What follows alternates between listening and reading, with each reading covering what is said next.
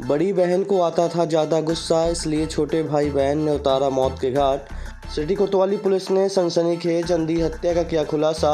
वारदात को अंजाम देने वाले भाई बहन पकड़ाए। थाना प्रभारी एपी सिंह ने जानकारी देते हुए कहा कि दिनांक 29 मई को जमीला बेगम उम्र 26 वर्ष निवासी पचमटा गोगर ने अपनी बहन यास्मीन अंसारी को गले में दुपट्टा लपेटे अचेत अवस्था में संजय गांधी अस्पताल रीवा में भर्ती कराया था, जहां डॉक्टर द्वारा यास्मीन अंसारी को मृत बताया गया और घटना सूचना कोतवाली को दी गई। पुलिस ने मर्ग कायम कर जांच की। रिपोर्ट प्राप्त होने पर डॉक्टर द्वारा मृतका की मृत्यु फांसी से न होकर सिर एवं शरीर में अन्य जगहों पर आई चोट के कारण होना बताया गया।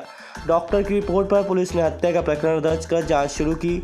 पूछताछ के दौरान पता चला कि मृतका का भाई अपनी बहन का पैंट पहन रहा था। इस दौरान पैंट फट जाने से दोनों के बीच विवाद हुआ और मारपीट की घटना में बहन की मौत हो गई। जिसके बाद बड़ी बहन घर पहुंची तो हत्यारे भाई ने अपनी बहन को सारी वारदात बताई और फिर बड़ी बहन ने हत्यारे भाई को बचाने के लिए मृतका बहन के गले में दुपट्टा डाला और उसे अस्पताल ले गई, जहाँ पर डॉक्टरों ने मृत घोषित कर दिया। सब कुछ खुलासा हुआ है हत्या का, क्या है मामला?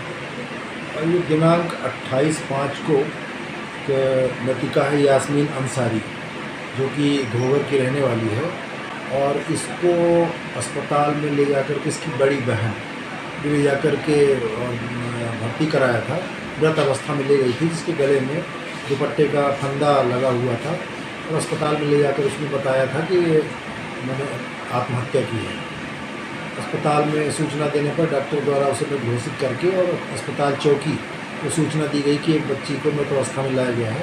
इस पर अग्रिम कार्रवाई की सूचना दिया था, जिस पर अस्पताल चौकी में दिनांक 29/5 को मर्ग कायम करके और कोतवाली थाने को सूचना दी गई थी कि कोतवाली थाना क्षेत्र का ऐसा एक उनकी आत्महत्या का मैटर है, तो जाँच के लिए यहाँ से कर्मचारी भेजे। यहाँ से ASI राजेंद्र को भेजा गया था और उसने उनका पंचनामा कार्रवाई की थी, क्योंकि ऊपर से देखने पर उसके शरीर में कहीं कोई चोट नहीं थी और काफ़ी घने बाल थे, उसके घूंघाले बड़े घने बाल थे, और उसका पंचनामा किया गया और PM के लिए डॉक्टर साहब को लाश सुपुर्द कर दी गई।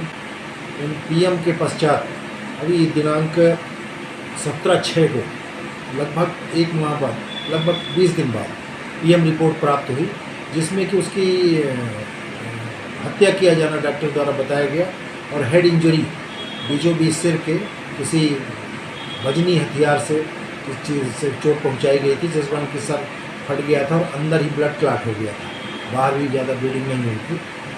तो उस पर से हत्या का अपराध पंजीबद्ध हुआ। PM रिपोर्ट प्राप्त करके 302 और 201 धारा का अपराध पंजीबद्ध कर और इसको वरिष्ठ अधिकारियों को बताया गया, जिसमें पुलिस अधीक्षक महोदय द्वारा सारे बिंदुओं पर चर्चा की गई। उनके द्वारा बताया गया कि इन बिंदुओं पर बारीकी से जांच करें और इसमें तत्काल टीम बना करके और कार्रवाई कराएं। इस निर्देश पर टीम बनाकर उप निरीक्षक विजय सिंह के नेतृत्व में ASI महेंद्र त्रिपाठी, राजकुमार तिवारी और बीट के और कर्मचारियों को इस काम में लगाया गया और समय समय पर मेरे द्वारा भी उनसे लगातार पूछताछ की गई।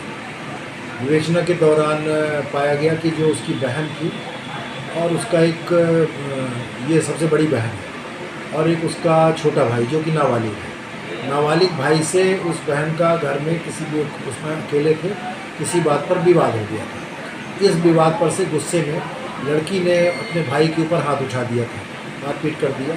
उसने फिर लड़की को धक्का देके गिरा दिया और वहीं पर एक लकड़ी की काफ़ी एक मजबूत सी लकड़ी पड़ी थी, उससे उठाकर उसके सिर के बीचों बीच में वार कर दिया, जिसके कारण से वो गिर गई है। उसके बाद फिर वो बेहोश हो गई। कुछ देर तक वो देखता रहा। उसके बाद जब देखा कि होश में नहीं आ रही है, तब फिर उसने अपनी इस बहन को बुलाया और फिर बहन से आपस में चर्चा करके दोनों और उसके गले में पट्टा वट्टा डाल के, वो दुपट्टा डाल के उसको हॉस्पिटल में भर्ती कराया।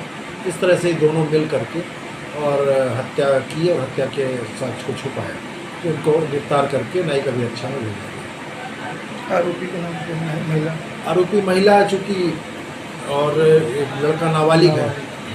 तो जो लड़की उसका नाम यास्मीन है, मृतिका का नाम है, और जो महिला है जो इसमें आरोपी है इसमें जमीला बेगम और एक नाबालिग है। उनको गिरफ्तार कर न्यायिक अभिरक्षा में भेजा।